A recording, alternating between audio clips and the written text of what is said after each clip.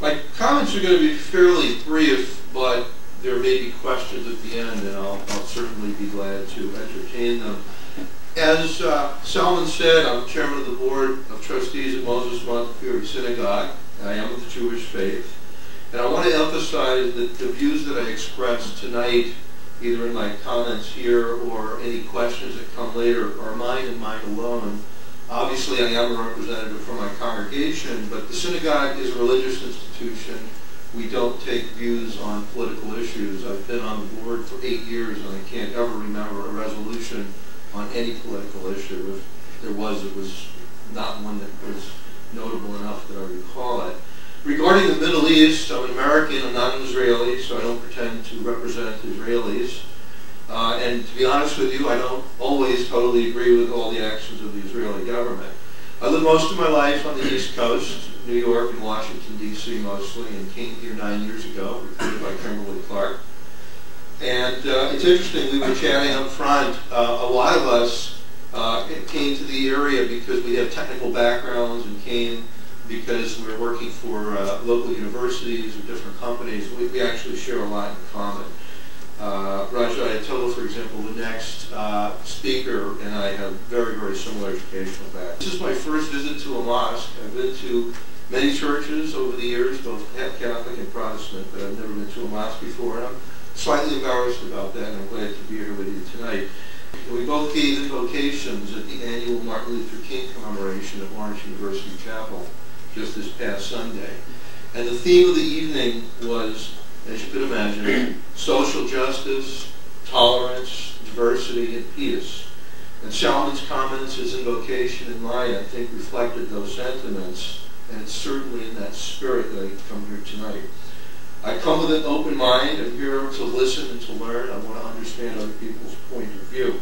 It also occurs to me, and I'm addressing this not so much to the guests, but to the members of the Fox Valley Islamic Society, that perhaps our two communities can come together more often and perhaps be a model for communities in other parts of the world that need to come together. If you're looking for a fiery debate, you may not find it tonight, because I agree with a lot of the points. I agree with most of the points that Dr. Nouri stated. My knowledge of history and my read of history is very similar to what he just went through. We have a lot in common. We all, our two communities, the Islamic community and the Jewish community here in Fox Cities, we feel very close and special ties to the Middle East. We care very deeply about what happens in that region, and we certainly want a peaceful situation to result where coexistence and prosperity can reign. Most of us follow world events pretty closely, maybe more closely than the average for people living in northeast Wisconsin, because many of us come from different parts of the world. To a certain extent, we're somewhat outsiders in Fox Cities. We've chosen to live in a place where our faith community and our ethnicity is really a tiny minority, when in fact we know there are other parts of the United States we could choose to live where that would not be the case. In fact, I looked at your website. It was my wife's idea, actually. She found your website today, and I took a look. And when I looked at the website of the Fox Valley Islamic Society, how you're structured and your committees and the different things that you do, it was very striking to me how similar you are to Moses Montefiore Synagogue. The purposes of the congregation, education for children, and our aspirations for the future. I want to just mention a few important facts about Judaism and then give my point of view on the situation in the Middle East. As is true with both Islam and Christianity, Judaism, although it's a fairly small religion in total numbers, there are only about 18 million Jews in the whole world, but it actually has a number of different denominations. We call them movements. Orthodox, conservative, Reconstructionist, and Reform. And just as in the other religions, people in different movements have different points of view. So if you ask the question, what is the Jewish point of view on a given topic, the answer might very well be it depends on who you ask. If you ask a Reformed Jew, you're going to get one answer. If you ask an Orthodox Jew, you'll get a different answer. If you ask an Israeli, you get one answer. If you ask an American, you get a different answer. And that's, I think, an important point. I think over the years, generally, both in this country and elsewhere, people have pointed to Jewish conspiracies and Zionist conspiracies, and in a melancholy way, it kind of almost makes me laugh when I hear that. There's an old joke that if you have two Jews in a room, you've got three opinions. Sometimes it seems that we can't agree on anything. So there are four branches to differing points of view.